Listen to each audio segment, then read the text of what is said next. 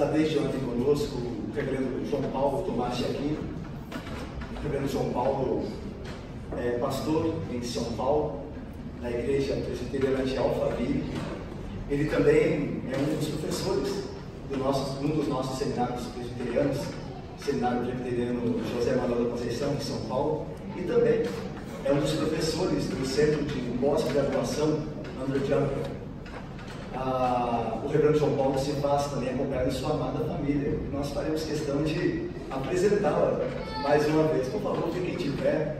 A sua esposa se faz presente, a querida Juliana, e seus filhos ali na ordem, não é isso? João Paulo, mais velho, Maria Eduarda, no meio, e o Gabriel, o mais novo, não é, Gabriel? Prazer em tê-los conosco, viu? Família muito amada e querida. Pode se sentar, por favor. Meus irmãos, hoje de manhã nós tivemos um banquete espiritual, pela graça do bom Deus. O reverendo João Paulo nos falou pela manhã, Deus falou através dele, na exposição, no culto pela manhã, e na escola dominical também, de maneira poderosa. Agora nós oramos a Deus, que Deus igualmente nos fale, segundo a palavra dele, e o seu Santo Espírito aplique ela poderosamente em nossos corações. Reverendo João Paulo, mais uma vez, muito obrigado. Bem-vindo. Deus abençoe. É interessante como Deus age, não é?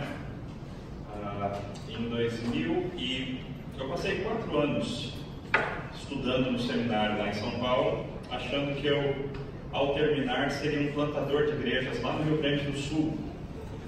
Faltando uns 3 meses para eu me formar, o pessoal lá do Rio Grande do Sul, que desde o primeiro ano tinha falado, nós contamos com você, eles disseram, nós temos formandos demais nossos lá do Rio Grande, então nós não precisaremos de você. E aí, faltando 3 meses para terminar o seminário, você fala, e agora, não é? E agora, o que Deus está querendo? E aí, meu pai havia vindo concorrer à eleição aqui, o conselho havia gostado muito do meu pai, Breno Rubens, mas de última hora meu pai recebeu um outro convite, foi para uma outra igreja, e aí o reverendo Cleomes, pai do reverendo Paulo, me indicou. E aí eu então assumi a igreja, e fiquei aqui de de dezembro de 2002 até agosto de 2007, sendo sucedido pelo meu pai, que tinha sido, de qualquer forma, a primeira opção da igreja mesmo lá atrás, não é? E aí depois, em todo esse tempo, o conselho sempre falava, desde a minha época, desde a minha saída, falava no nome do Paulo, que sempre foi muito querido dessa igreja, por causa também do seu pai pastor, sempre foi muito querido de todo esse conselho, de todos esses irmãos. Então vejam que coisa interessante, não é? As maneiras que Deus vai trabalhando ao longo da história, não é? Nós somos apenas instrumentos nas mãos dele, e ele vai fazendo a costura dele. Deus, que é o grande enxadrista, o grande rei soberano sobre toda a história, ele vai dirigindo todas as coisas conforme o seu bel prazer. Então que Deus seja louvado. É muito gostoso estar aqui com vocês. Eu sou muito grato. Eu e minha esposa e minha família, nós somos muitíssimo gratos a vários de vocês de maneira pessoal e a todos vocês de maneira coletiva como igreja. E é uma alegria muito grande para nós estar aqui com vocês nessa noite e nesse dia, desde ontem, é uma alegria muito grande. Então que Deus continue derramando muitas bênçãos sobre vocês, que Deus continue usando, como tem feito o reverendo Paulo, de maneira poderosa aqui no meio de vocês, que o conselho continue sendo a bênção que é, e que a obra do Senhor continue avançando até a bendita volta do nosso Senhor Jesus Cristo. Queridos, abram as suas Bíblias no Salmo 40, por favor. Esse será o texto no qual o Senhor nos falará nessa noite.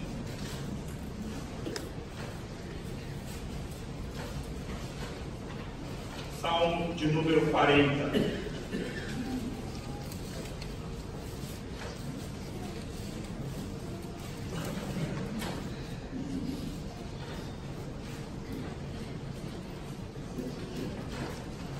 Assim nos diz o Senhor: esperei confiantemente pelo Senhor. Ele se inclinou para mim e me ouviu quando clamei por socorro. Tirou-me de um poço de perdição, de um tremedal de lama. Colocou-me os pés sobre uma rocha e me firmou os passos, e me pôs nos lábios um novo cântico, um hino de louvor ao nosso Deus. Muitos verão essas coisas, temerão e confiarão no Senhor. Bem-aventurado o homem que põe no Senhor a sua confiança e não pende para os arrogantes, nem para os afeiçoados à mentira. São muitas, Senhor Deus meu, as maravilhas que tens operado, e também os teus desígnios para conosco. Ninguém há que se possa igualar contigo. Eu quisera anunciá-los e deles falar, mas são mais do que se pode contar. Sacrifícios e ofertas não quiseste, abriste os meus ouvidos. Holocaustos e ofertas pelo pecado não requeres. Então eu disse: eis aqui estou. No rolo do livro está escrito a meu respeito: agrada-me fazer a tua vontade, ó Deus meu. Dentro do meu coração está a tua lei. Proclamei as boas novas de justiça na grande congregação. Jamais cerrei os lábios, tu sabes, Senhor. Não ocultei no coração a tua justiça, proclamei a tua fidelidade e a tua salvação, não escondi da grande congregação a tua graça e a tua verdade. Não retenhas de mim, Senhor, as tuas misericórdias, guarde-me sempre a tua graça e a tua verdade. Não tem conta os males que me cercam, as minhas iniquidades me alcançaram, tantas que me impedem a vista. São mais numerosas que os cabelos da minha cabeça, e o coração me desfalece. Praza-te, Senhor, em livrar-me, dá-te pressa, ó Senhor, em socorrer-me. Sejam a uma envergonhados e cobertos de vexames que me demandam a vida. Tornem atrás e cubram-se de ignomínia os que se comprazem no meu mal. Sofram perturbação por causa da sua ignomínia os que dizem: bem feito, bem feito. Folguem em ti e se rejubilem todos os que te buscam, os que amam a tua salvação. Digam sempre: o Senhor seja magnificado. Eu sou pobre e necessitado, porém o Senhor cuida de mim. Tu és o meu amparo e o meu libertador. Não te detenhas, ó Deus meu. Vamos falar com o nosso Deus. Pai, a tua palavra é música para os nossos ouvidos. A tua palavra é martelo que despedaça a rocha, ela é como uma espada de dois gumes. A tua palavra é a espada do Espírito e é aquela que nunca volta vazia. A tua palavra criou o universo e mantém o universo funcionando. A tua palavra, ó Deus, é o que nos dá vida, e nós pedimos que assim seja nesta noite mais uma vez. Que o mesmo Espírito que inspirou esta palavra há tantos anos atrás, que Ele mesmo atue e venha sobre nós, ilumine os nossos olhos, abra os nossos corações, produza frutos dentro de nós a 30, 60, a 100 por um, e que o teu nome seja glorificado por meio da tua palavra pregada, ouvida e praticada em Cristo Jesus. Amém. Amém. Você já se sentiu como num poço de lama? Você já se sentiu como o salmista diz aqui: eu estava num poço de perdição e num tremedal de lama? Você já teve a experiência, como o salmista diz aqui, que ele estava sofrendo angústias por causa das coisas que estavam acontecendo? No versículo 12 ele diz: não tem conta os males que me cercam. As minhas iniquidades me alcançaram e elas são tantas que me impedem a vista. O coração me desfalece. Você já se sentiu dessa maneira? Você já se sentiu amassado, amargurado, oprimido pelo próprio Deus? Ou quem sabe por Satanás? Existe um evangelho falso, muito comum no nosso país, que diz que todas as vezes em que um cristão sofre angústias, é porque esse cristão está faltando com a fé, ou está em pecado, Mas o que nós encontramos na palavra é algo muito diferente disso. Nós encontramos na palavra de Deus que a angústia, o sofrimento faz parte da vida. E da vida cristã. Além de sofrermos como cristãos, todas as demais angústias que as pessoas todas sofrem, nós ainda sofremos pela batalha da santificação e sofremos perseguições no mundo. Portanto, na nossa vida, ou nós estaremos saindo de um momento de angústia, ou estaremos saindo do poço de lama, ou nós estamos caminhando para cair no próximo. É assim a vida cristã. E não tem jeito. Porque esse mundo é o resultado da maldição de Deus sobre ele mesmo. Nós vivemos num mundo amaldiçoado pelo próprio Deus por causa da escolha de pecado dos nossos primeiros pais. Então não tem jeito. De quando em quando nós cairemos em poços de lama. Essa foi a experiência, por exemplo, de Jó. Jó não havia feito nada contra Deus. Jó era um homem íntegro, justo, reto, temente a Deus e que se desviava do mal. E quem dizia isso era o próprio Deus. Ainda assim, lá em Jó 30:19 nós lemos: Deus, tu me lançaste na lama e eu me tornei semelhante ao pó e à cinza. Tu me lançaste na lama. Um homem íntegro, um homem justo, um homem reto, mas um homem que teve a experiência de ser lançado na lama. Ou quem sabe o profeta Jeremias, agora de maneira muito mais literal. Jeremias era um profeta fiel ao Senhor, um verdadeiro homem de Deus, um pregoeiro fiel da palavra do Senhor, exatamente pela sua fidelidade. Um dia, alguns homens maus chegam diante do rei e falam: Rei, nós não aguentamos mais o profeta Jeremias. Ele só fica falando desse tal de exílio, só fica falando dessa tal Babilônia, só fica falando que nós vamos sofrer por causa dos nossos pecados. Nós não aguentamos mais, nós queremos dar um fim em Jeremias. E o rei, que gostava de Jeremias, por incrível que pareça, ele diz: vocês são mais fortes do que o rei, então façam com ele o que vocês quiserem.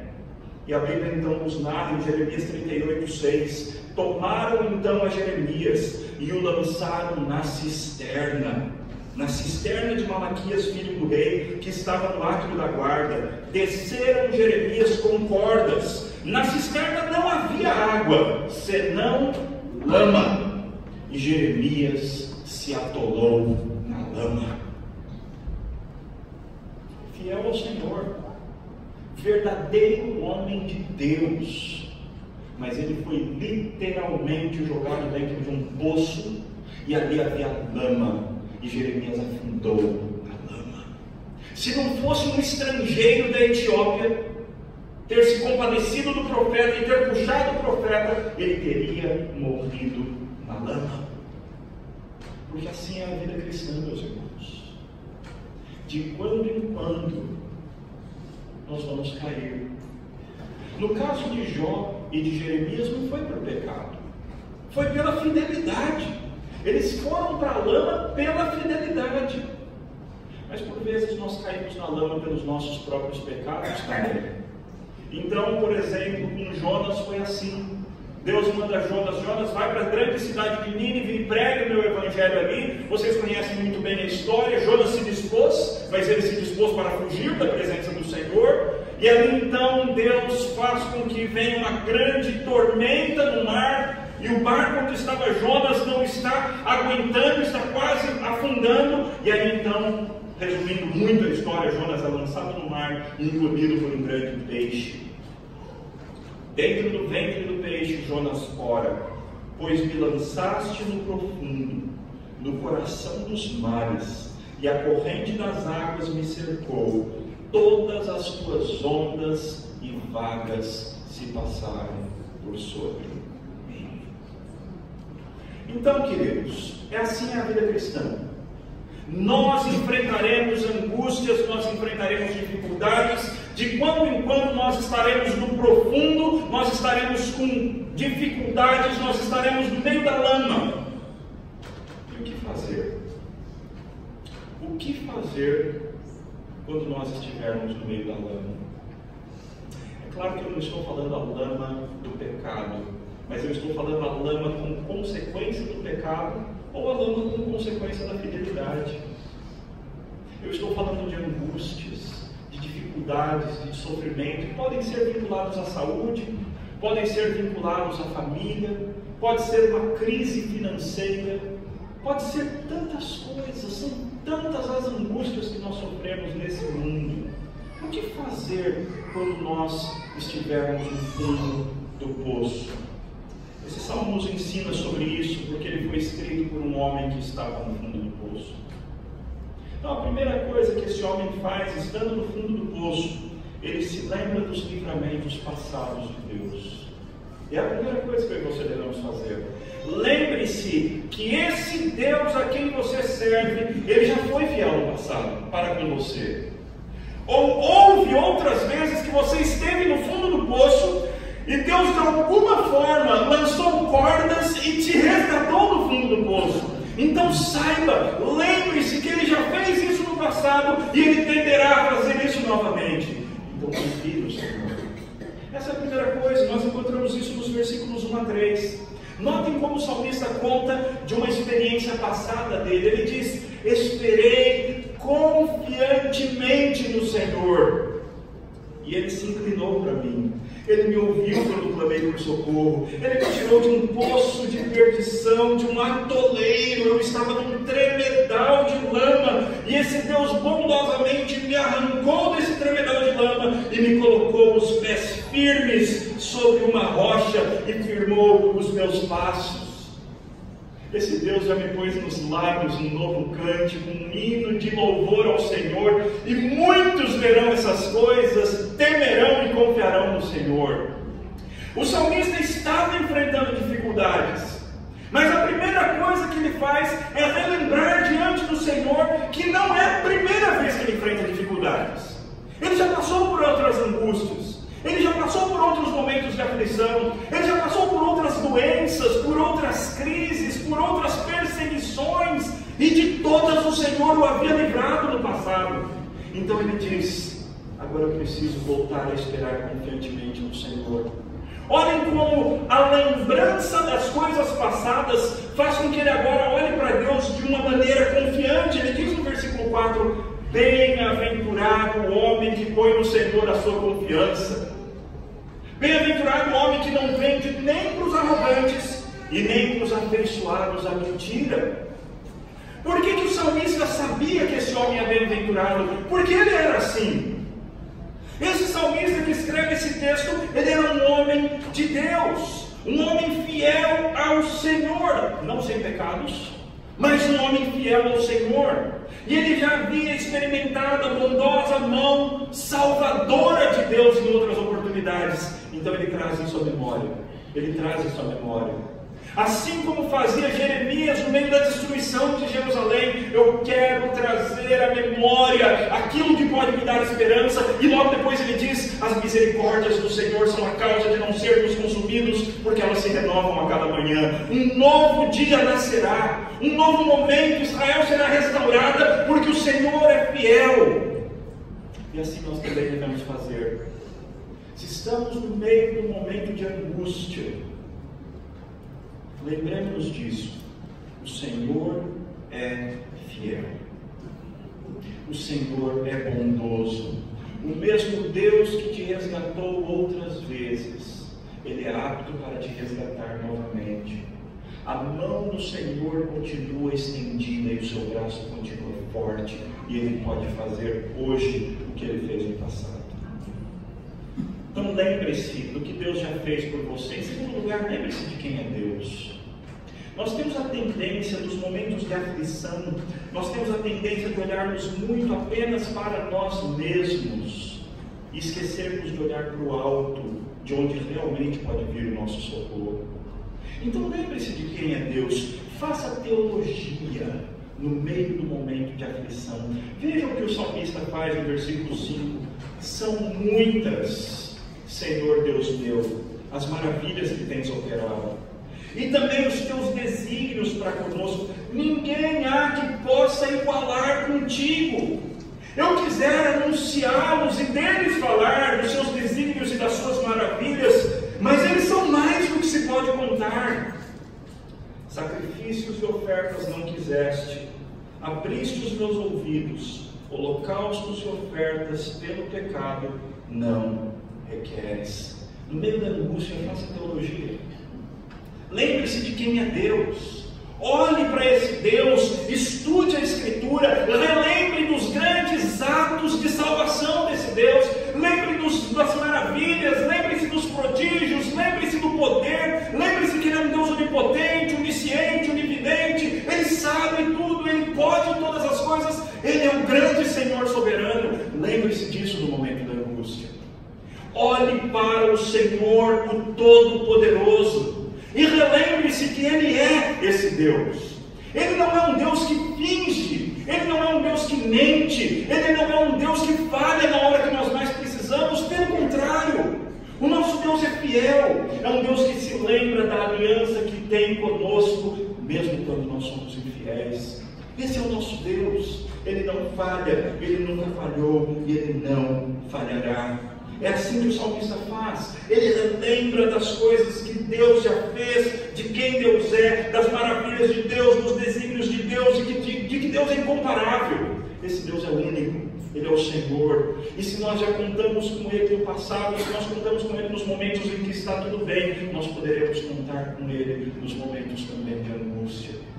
Quando estivermos no fundo do poço e olharmos para cima, Deus continuará assentado no trono, e na hora certa, no momento propício, Ele nos estenderá a mão e nos tirará do fundo do poço.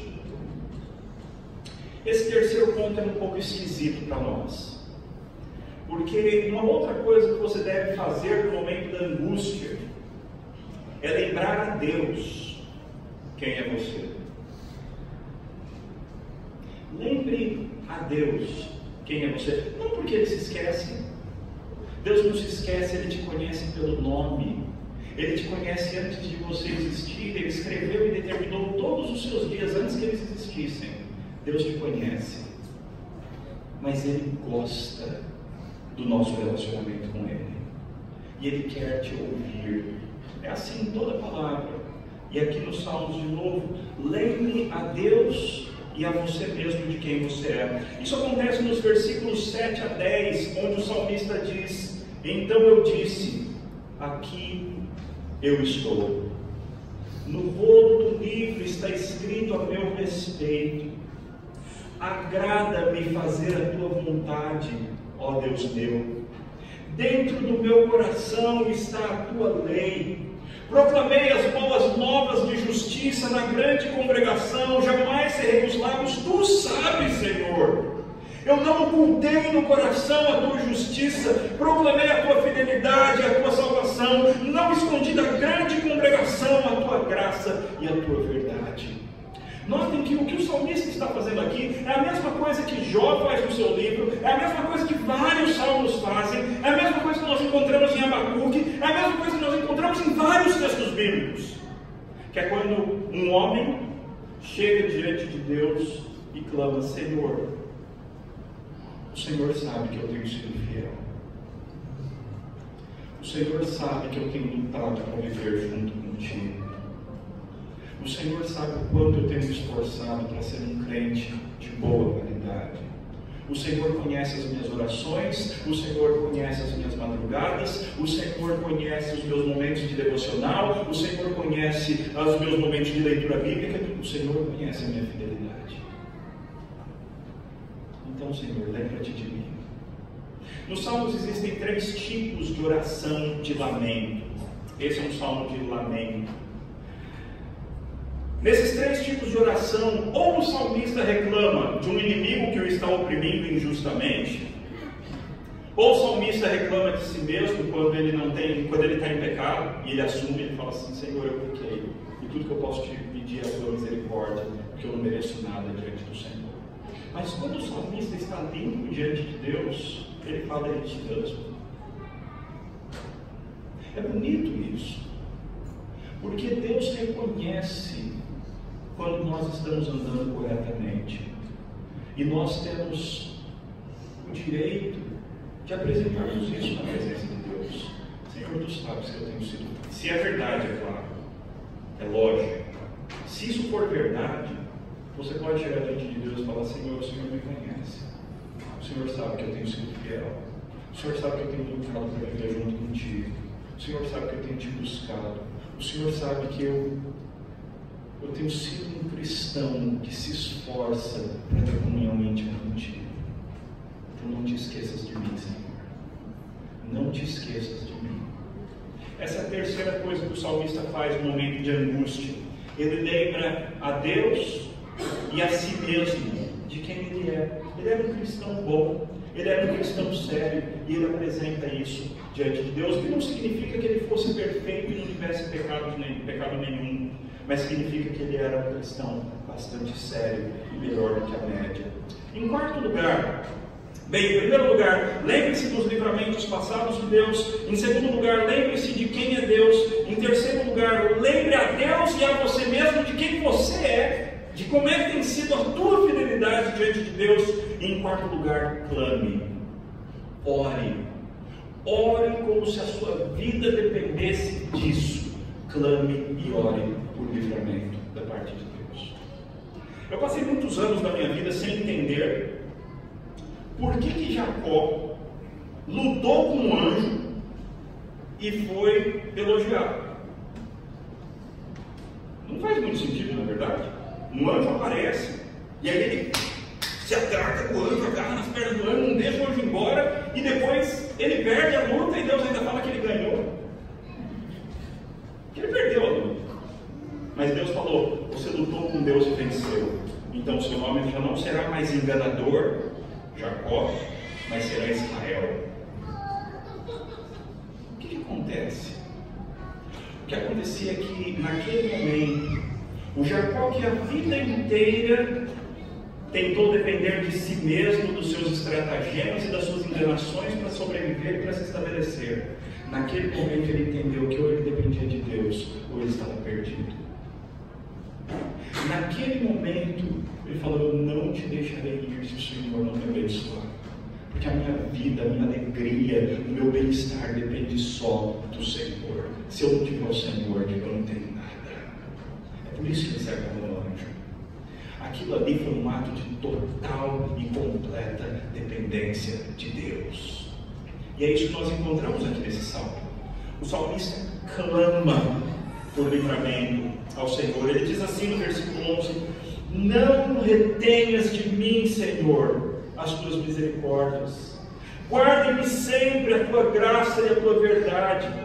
Não tem conta os males que me cercam. As minhas iniquidades me alcançaram. Ele aqui está falando das iniquidades do passado, das coisas que ele havia feito em outros momentos. Essas iniquidades é como se elas agora o tivessem de uma vez o alcançado. São tantas que me impedem a vista, são mais numerosas que os cabelos da minha cabeça, e o coração me desfalece. Senhor, eu não estou mais aguentando. Então, Senhor, praza-te. Tem pressa, Senhor. Se apressa, Senhor, por favor. Praza-te em livrar-me. Dá-te pressa, ó Senhor, em socorrer-me. Venha para o meu lado, ó Deus. Luta as minhas batalhas. Que sejam a uma envergonhados e cobertos de vexame os que me demandam a vida. Que eles tornem atrás, que eles se cubram de vergonha, de ignomínia. Os que se comprazem no meu mal, envergonham o Senhor. Que eles sofram perturbação por causa das coisas envergonhadas que eles fazem. Esses que dizem: bem feito, Senhor, humilha-os. E faça isso apressadamente, Senhor. A minha vida depende do Senhor. Venha ao meu encontro, salva-me. Notem que o salmista não economiza palavras no seu clamor angustiado diante de Deus. Nós por vezes somos muito comportados em oração, meus irmãos. Estamos num momento terrível de angústia e fazemos a mesma oração que fazemos todo dia. Que tipo de relacionamento é esse? Quando estamos angustiados, precisamos nos apresentar de fato angustiados diante do Senhor. Deus quer muito mais a tua sinceridade do que palavras bonitas na sua oração. Deus quer o teu coração verdadeiro e rasgado na presença dEle. Ele sabe. Não adianta você falar palavras lindas da beleza, da santidade de Deus, se você no íntimo está angustiado e talvez até revoltado contra Ele. Deus quer a tua sinceridade de lábios. E por outro lado, o salmista pede: Senhor, que folguem em Ti, que folguem e em Ti se rejubilem, que tenham folga, que tenham descanso, que tenham refresco, e em Ti se rejubilem, tenham grande alegria todos os que Te buscam, os que amam a Tua salvação, que eles digam sempre: que o Senhor seja magnificado. Senhor, para que isso aconteça, é preciso que o Senhor venha ao nosso encontro. É preciso que o Senhor se mostre fiel, para que nós proclamemos a Tua fidelidade a tempo e fora de tempo. E finalmente, no momento da angústia, declare a sua confiança renovada no Senhor. Você que está passando, alguns de vocês certamente estão nesse momento, outros passaram há pouco tempo, outros vão cair aqui, saiba, venham todos nós. Nós todos passaremos por momentos nos quais estaremos como Jeremias, dentro de uma cisterna com os pés afundando na lama. O que você vai fazer nessa hora? Depois de fazer todas essas coisas, depois de se lembrar das fidelidades passadas de Deus, depois de se lembrar de quem é Deus, depois de lembrar a Deus quem é você, e depois de clamar intensamente ao Senhor, declare a sua confiança no Senhor. Declare ao Senhor que você confia nele. É o que o salmista faz no final. Ele diz assim: eu sou pobre e necessitado, porém o Senhor cuida de mim. Eu não tenho nada. Eu não tenho nada para oferecer. Eu não tenho recursos. Se depender de mim, eu vou afundar até o último fio de cabelo e vou morrer no meio da lama. Eu sou pobre e necessitado. Nada do que eu tenho é suficiente para aquilo que eu realmente preciso. Eu sou pobre e necessitado, porém o Senhor cuida de mim. Eu sou fraquinho, mas o meu Deus é forte. Eu sou pequeno, mas o meu Deus é grande. Então eu sou pobre e necessitado, mas o Senhor cuida de mim. Tu és o meu amparo e o meu libertador. Não te detenhas, ó Deus meu. É esse tipo de oração, queridos, que desperta a ação de Deus em nosso favor. É esse tipo de oração, até que você, muitas vezes Deus não vai te responder, enquanto Ele não perceber que Ele se tornou realmente o teu último recurso. Ele vai deixar o resto acabar, assim como a mulher do fluxo de sangue. Ela gastou todo o dinheiro com os médicos. Ela fez tudo o que ela conseguia fazer. Ela ficou absolutamente sem nada, desamparada e desesperada. Então foi o momento da ação de Jesus na vida dela. E às vezes vai ser assim com você também. Até que você entenda que Deus é o teu único recurso, Ele vai precisar tirar os outros, para que você encontre o sumo bem, que é o próprio Senhor. Conclusão: nós passaremos por poços de lama. Assim é a vida cristã. Nós não mentimos para os nossos fiéis dizendo: pare de sofrer. Nós assumimos o que a Bíblia ensina. A vida vai: no mundo tereis aflições. Essa é a verdade de Cristo. Mas tem de bom ânimo, eu venci o mundo. Nós passaremos por angústias, meus irmãos. Alguns de nós sofrerão com câncer. Alguns já sofreram e foram livrados. Outros já sofreram e foram mais livrados ainda porque estão no céu com o Senhor. Alguns de nós já tiveram perda de pessoas amadas. Alguns de nós já passaram por crises das mais diversas. mas o Senhor foi fiel no passado e Ele será fiel no futuro. Enfrentaremos lutas, enfrentaremos dificuldades. Aliás, um versículo que há não muito tempo me impactou profundamente está lá em Provérbios 24:10. Se te mostras fraco no dia da angústia, a sua força é pequena. Se te mostras fraco no dia da angústia, então a tua força é pequena. Se você só é forte quando está tudo bem, qual é a vantagem disso tem?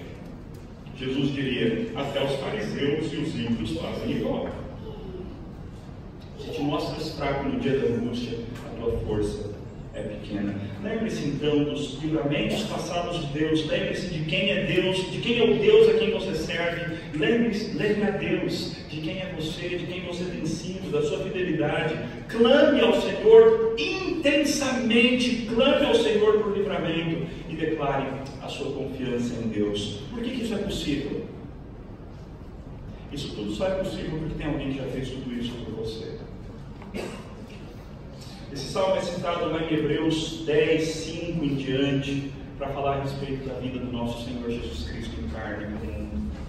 E lá em Hebreus ele diz que, quando o salmo diz sacrifícios e ofertas não quiseste, é porque um grande, verdadeiro e perfeito e cabal sacrifício viria no futuro, que é o próprio Senhor Jesus Cristo.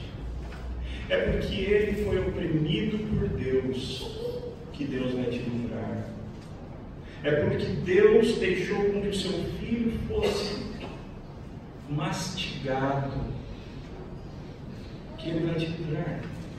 É porque o filho foi até a morte, morte de cruz, é que você tem a certeza de que se você pertence a Deus, Ele vai te livrar da angústia final. Então descanse no Senhor. Olhe para Jesus, agarre-se em Jesus, dependa de Jesus, agradeça ao Senhor Jesus, porque Ele sim, queridos, Ele se afundou na lama até o final. Ele foi até o final, para poder livrar você e a mim. Ele entrou no coração da terra, a fim de se tornar o meu e o teu Salvador. Então creia em Cristo, dependa de Cristo, agarre-se a Cristo, busque a Cristo. Ele é o motivo pelo qual nós podemos confiar plenamente que nós somos fraquinhos e necessitados, porém por causa de Cristo, o Senhor cuidará de nós. Tu és o nosso amparo e o nosso libertador. Não te detenhas, ó Deus nosso. Vamos orar. Não há Deus como o Senhor. Pai, nós podemos te chamar assim, de Pai. O Senhor permitiu com que o teu Filho sofresse as angústias da morte e do inferno até as últimas consequências, a fim de poder nos estender a mão quando nós estivermos enfrentando angústias infernais. O Senhor permitiu com que o teu Filho fosse sepultado na morte, a fim de que o Senhor possa resgatar, e mesmo em face da morte, nós possamos confiar plenamente no Senhor, porque quando nós morrermos, nós nos encontraremos com o Senhor, e será bendito esse dia. O teu Filho sofreu todas as coisas, para que nós tenhamos todas as bênçãos. Então, ó Deus, cuida, Pai. Há irmãos e irmãs aqui presentes nessa noite que estão passando pelo vale da sombra da morte, estão enfrentando aflição, estão enfrentando angústia e se sentem de fato como se estivessem num poço de lama, num tremedal de lama. Ó Pai, tem pressa, apressa-te, vem ao socorro desses irmãos e mostra mais uma vez, como o Senhor sempre fez, mostra a tua fidelidade, mostra a tua bondade, mostra o teu poder na vida destes irmãos e irmãs que precisam de ti de maneira especial. E quanto aos demais, ó Deus, que o Senhor nos prepare para o dia da angústia, que o Senhor nos revista de toda a armadura armadura de Deus, para que depois de terem vencido tudo, ainda permaneçam inabaláveis. Ó Deus, nós somos fracos e necessitados, mas o Senhor cuida de nós. Obrigado, Pai. Obrigado porque todas as vezes que nós esperamos confiantemente no Senhor, o Senhor olhou para nós, ouviu o nosso clamor, tirou-nos do tremedal de lama, firmou-nos os pés sobre a rocha e nos deu aos lábios um novo cântico, um hino de louvor ao nosso Deus. Seja louvado, portanto, ó Deus. Recebe toda a glória, toda a adoração, todo o louvor em Cristo Jesus. Amém.